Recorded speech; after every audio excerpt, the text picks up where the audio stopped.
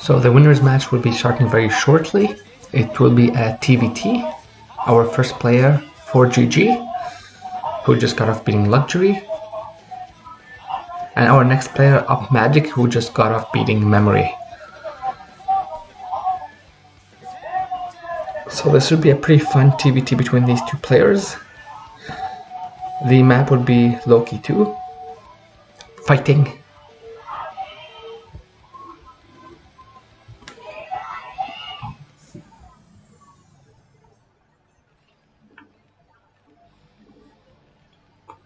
So let's take a look and see our white/yellowish Terran at 8 o'clock, Upmagic, and our blue Terran will be ForGG.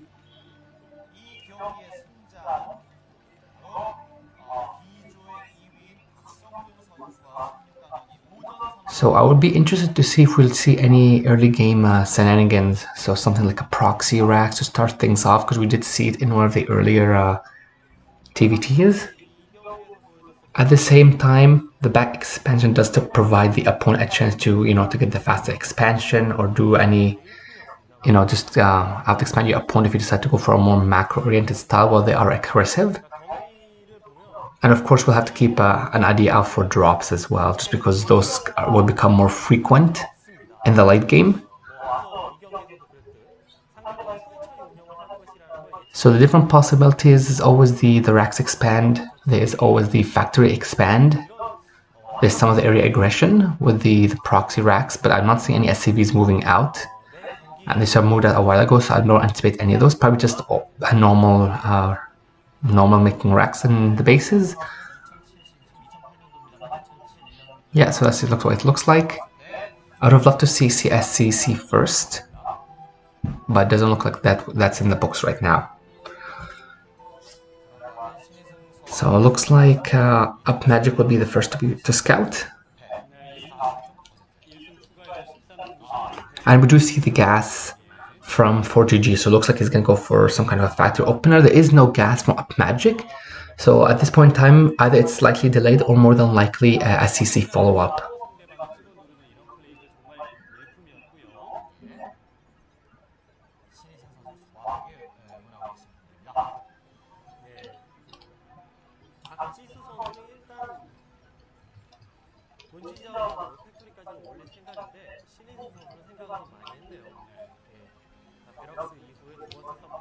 Oh, looks like X does take the gas as well, so it was a bit delayed.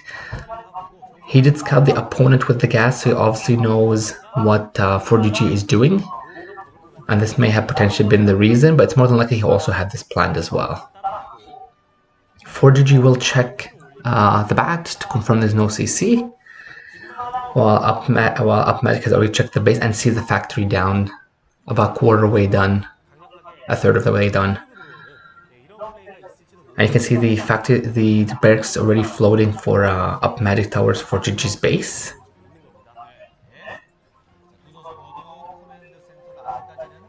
So this depot placement is very interesting. It doesn't seem to be mattering the gas too much, not as much as you would expect. We do see the CC first from Upmagic in the back, and the factory goes down now. So his factory is obviously going to be a different timing, because the factory of ForGG is just about done. So I would love to see if he's going to go get the Vulture, or if he's going to go for an add-on, but it looks like he will get the Vulture first, and it looks like it's a port follow-up. So I do wonder if this would be a Vulture drop.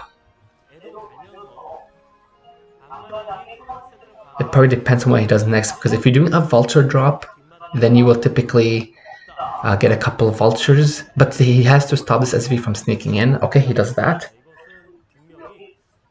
Alternatively, it could be just a single Vulture into the machine shop and just some Wraith. There's a couple different routes that each player can take. Now the first fact is still not done for Upmagic, and this could spell trouble. But looks like he's also getting another factory, I believe. So you can see the Vulture is going to get there before there's any Vulture out. So he's going to kill the first Marine, probably kill an SCV or two at least. And he's always going to deny this other factory as well. So that's another kill. There should be a third kill. And he keeps delaying this, basically. So this is playing his advantage. He's going to get a 4th kill as well. Fantastically done from ForGG. And we do see... Oh, and we have the first time. It looks like this is the CC that just came down for GG.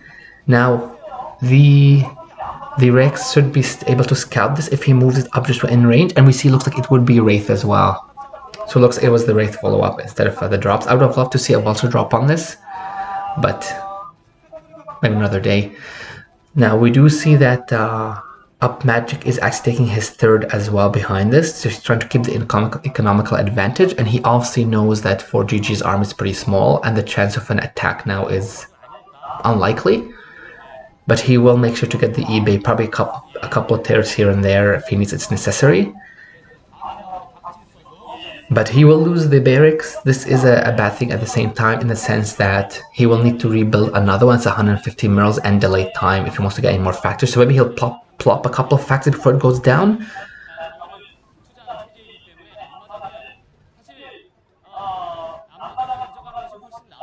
So does he have an armory?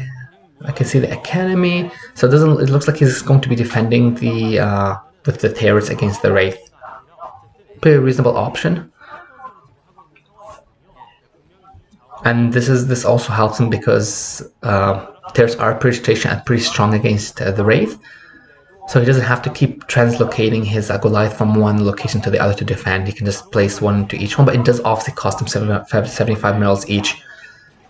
Now the Wraith will scout the vultures moving around the map, and the mine has been laid, and we see the army behind. Okay, so army time is not too bad.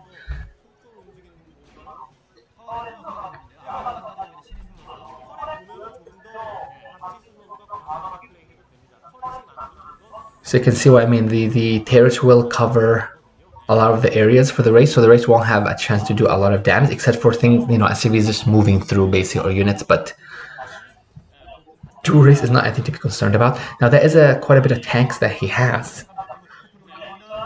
And we saw that the tank count is essentially non-existent. He's basically relying on mines.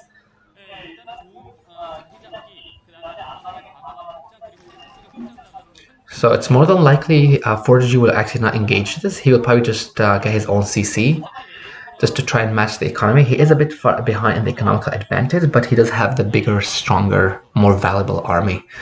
Factor count is the same. We do see the port finally coming in for Upmagic. And you can see he's just building the racks now, basically. That's how things got delayed when his own went down. This will be denied the starport. It's out of the territory, but the SCV will at least survive, looks like.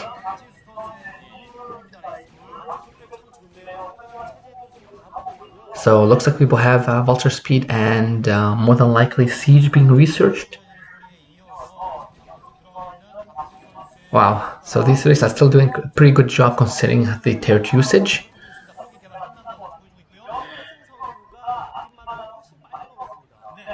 Okay, now did we see the armory for ForGG? I presume, yeah, looks like the armory is done, and it looked like it was spinning.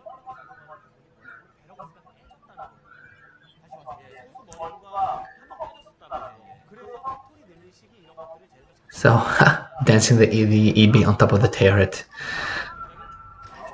So this is one thing that can be done. So what we see here, essentially, oh, and this could be a big mine hit if he moves it in that direction. Doesn't look like it. So the idea is that because Marines are extremely weak and they lose their value as the game goes on, you can just run them into the mine to trigger them. Alternatively, he can just use a single unit to move into the mines, and the tanks should be able to kill it because he has quite a bit. But if there is a lot of mines gathered in one area, then the tanks might not be able to kill the mines all in time before it can splash. Now he does have siege, and those 3 tanks should be able to hold the line there. The one thing is he can actually range the gas from here, if I'm not mistaken. If he just moves it right to the side there, that little nook. So I do love the position he took. You can see the gas is being ranged. Siege range is extremely long, or quite long, basically. A couple more factors going up. We're going to go up to 4 for GG. And Looks like Upmagic is scouting around, but I wonder if this would be a CC, and it looks like it's actually a CC. It's an interesting choice. And if I'm not mistaken, is that a CC? Okay, no, that's a Rax. Okay. So basically, it seems like his focus, or Upmagic's focus, is to just get up in the economical count, and then just, or the, yeah, get up the stronger eco, and then just push out with a large army, which is why he's just playing the defensive the whole game. These are the mines all over the place. That helps restrict the movement. You know, he's taking the top left, but that, yeah. Base-wise, it looks like it's pretty close. Upmagic still has a bit of the advantage, but ForGG is doing a good job clawing his way back. So 5 factories, it was 4, but we see the dropships are already, he is getting the dropships already. Do we see any dropships from ForGG? That's the question. That is a lot of tanks though. That's about what, 9 tanks?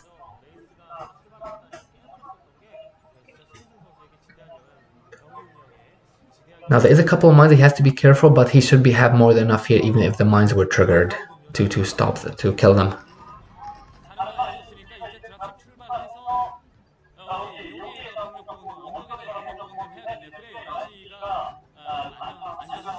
So this is actually kind of a nice position for. Oh, but these will be scouted. This is actually a big information. Does he have any units to bring back to his base? And I don't see any units here.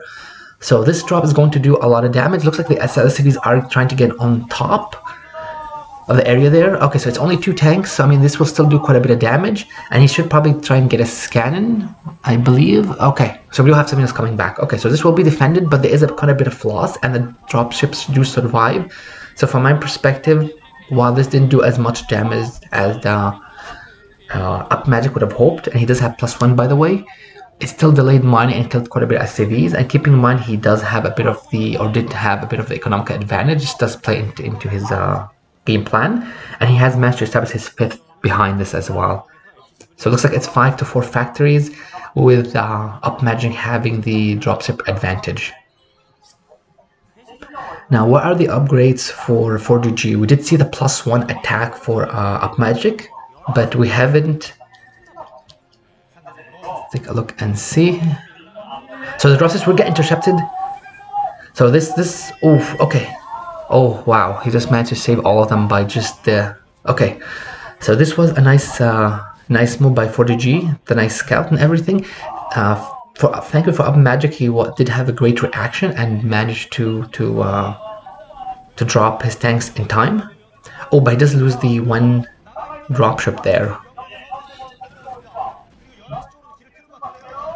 Oh, okay. So that top left base is going to be denied. Because what's going to happen is that ForGG is going to set some attack, the tanks on the high ground, and that will allow him to take the top left as well as the other base. Although it doesn't look like he is attacking it, so it's quite possible he's not aware of its position just yet. We will see something dropped on top here. And it was what? Okay, there you go. The Goliath drop. Oh.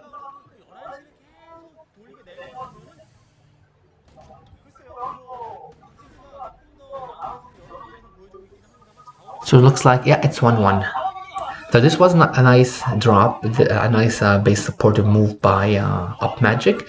Because keep in mind, attacking into a siege line with down a ramp into a concave is extremely difficult. It will be hard to break that. So just a couple of tanks will help him defend that, and that obviously will give him the gas and the resources to keep everything going. Now this other base will be scouted by ForGG, so it will be denied. There is a win for him, but Upmagic definitely has the eco advantage, and he is getting his army on top. But the drops will be sniped, but this contain should be broken, so he will save that CC actually. So Upmagic has been playing a pretty fantastic game so far. Now this drop can do a lot of damage if it does land. The question is, he's going to land the... It looks like he will, but there is a lot of turret, and he is... this. Oh, okay, and there is quite a bit of squad coming in from the top, so this base will be going down. But keep in mind that Upmagic did have the 1 base advantage. it's not, it's a loss, but it's not as bad of a situation for him.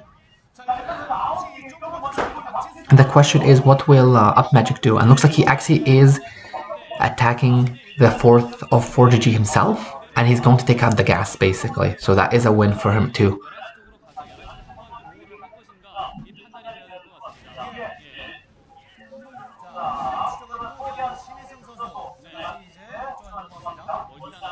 Now this tech on the side for Upmagic will go down, so this attack is halted for now.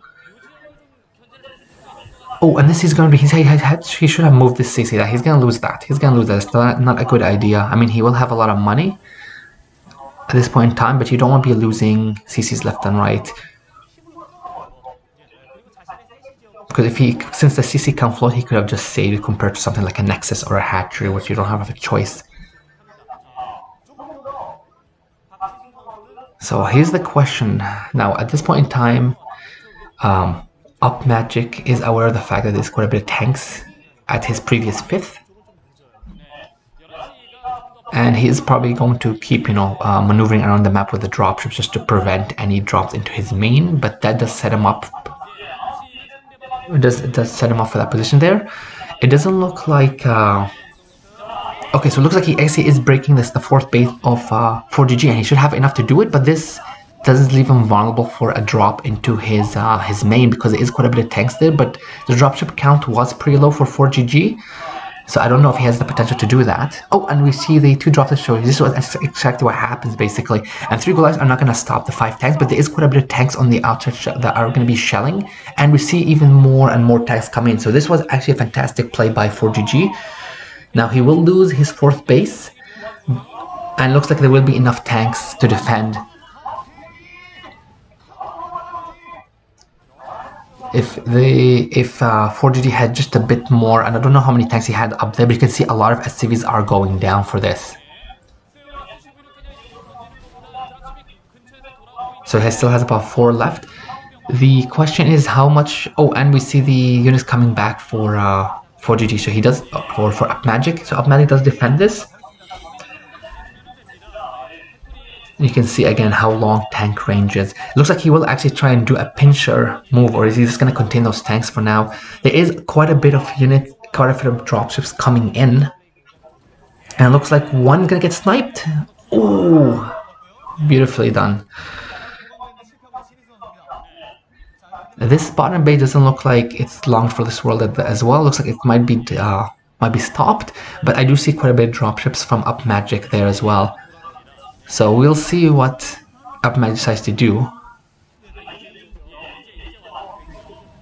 Because at this point in time, it is 4 base to 4 base, especially with that base being denied. And Upmagic did lose quite a bit of SCVs, so I feel like ForGG is getting his economy back in his favor basically. Because it's true that there's more CCs for Upmagic, but the worker count is pretty dismal in some of them. Like, we didn't see anything in the main, we didn't see anything in the expansion. Now this dropship will be caught. Oh, he does not want to lose this. Wow.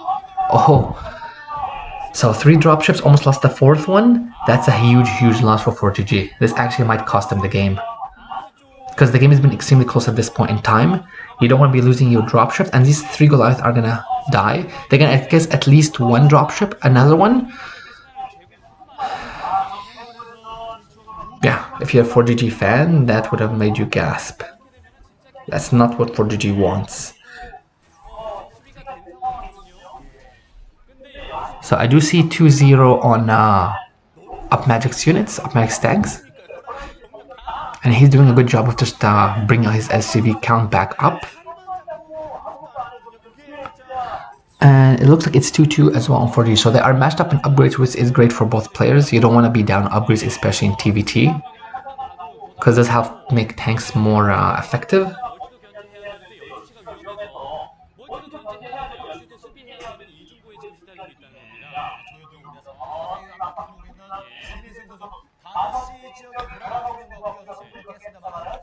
So it looks like Upmagic has his eye on the almost 12 o'clock base.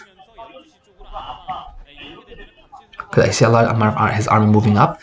Now the question is, oh, looks like he actually will try and break this position, but honestly, I don't think he has enough here There's quite a lot of dropships behind him. This is not something that's worth it.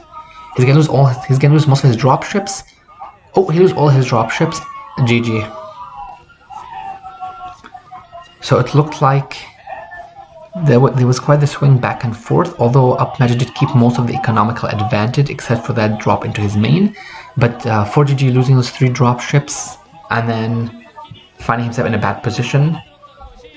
So well done, Upmagic, well done.